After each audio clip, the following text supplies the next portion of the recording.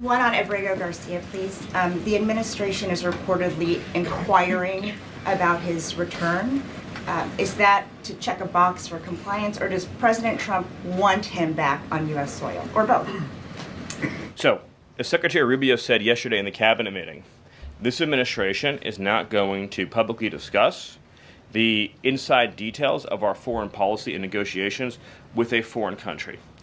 And in particular, we are not going to allow a district court judge to try to become the Secretary of State. Secretary Rubio is the one who, under his leadership and direction at the State Department, is managing the day-to-day relationship with El Salvador. Let's just take a moment, number one, to express our gratitude to El Salvador for agreeing to take some of the most dangerous terrorists off of America's streets and to put them into a safe environment where they cannot continue to engage in acts of terrorism or coordination with the Maduro regime. You may have seen recently an FBI assessment that was unclassified that said that the Maduro regime is using and planning to use Trinidad terrorists to carry out assassination plots on American soil. Now, very few in this room covered that. I'll let you all ask yourselves why you didn't cover it and why your editors didn't assign that story to you. Something I think you should think about on your own. But this is a earth-shattering piece of news. The Biden administration imported the terrorist army that our own FBI assesses is planning assassination strikes on American soil against critics of the Maduro regime. Those are the terrorists that President Trump is finding and apprehending that our Democrat judges and Democrat activists are trying to keep on U.S. soil. Trinidad has the same legal status as Al-Qaeda and ISIS. MS-13 has the same legal status as Al-Qaeda and ISIS. These are foreign terrorists operating on our soil. And our gratitude to El Salvador for agreeing to take custody of these terrorists is immense. With respect to the case that you mentioned, there's now even been more evidence that has been made public of this person's violent, repeated threats and assaults against his spouse, someone who had repeated, documented human trafficking and human smuggling offenses, somebody that has extensively documented membership in MS-13, a terrorist organization, and of course he had MS-13 tattooed on his knuckles. This is a person that was a clear and present danger to the safety of the American people.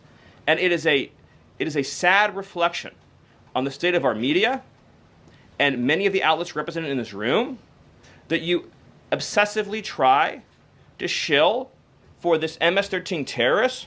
Well, no coverage occurred in your papers about any of the Americans that were raped and tortured and murdered by the illegals that Biden was importing into our country. You know, you talk about due process.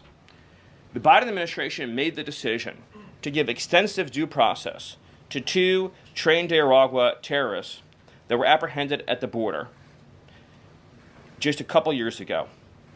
They were two gentlemen. They were from Venezuela. They were members of Trinidad. The Biden administration Border Patrol apprehended them and made the decision to provide them with extensive due process, put them onto a program known as supervised release, and put them on ankle monitors so that they could go through a lengthy legal, judicial determination as to whether these legal aliens who had just set foot on U.S. soil might want to live in the United States for the rest of their lives. What was the result of that decision? What was the result of that choice that was made? Those two men kidnapped a young girl named Jocelyn Ungary from her family. They beat her, they sexually assaulted her, they tortured her, they stripped her, they murdered her, and they dumped her body. That is what the Biden administration's policy was. Most of your papers never covered her story when it happened. To the extent that you covered it at all, it was because President Trump forced you to cover it by highlighting it repeatedly over and over again. He had to shame you into covering it. And each and every one of you that sides over and over again with these MS-13 terrorists, to the extent that you have the financial means to do so, you all choose to live in condos or homes or houses as far away from these kinds of gangbangers as you possibly can. If I offered any one of you a rent-free home with no taxes to pay in any of these gang neighborhoods, and I said your neighbors are MS-13 terrorists or Mexican mafia or Sinaloa cartel or Trinidad, I couldn't pay you to live there. But yet you, with your coverage, are trying to force innocent Americans to have these people as their neighbors and that one day their daughter may be abducted from their home and raped and murdered. So you're not going to get an ounce of sympathy from this administration or President Trump for the terrorists who've invaded our homes and our country. Awesome.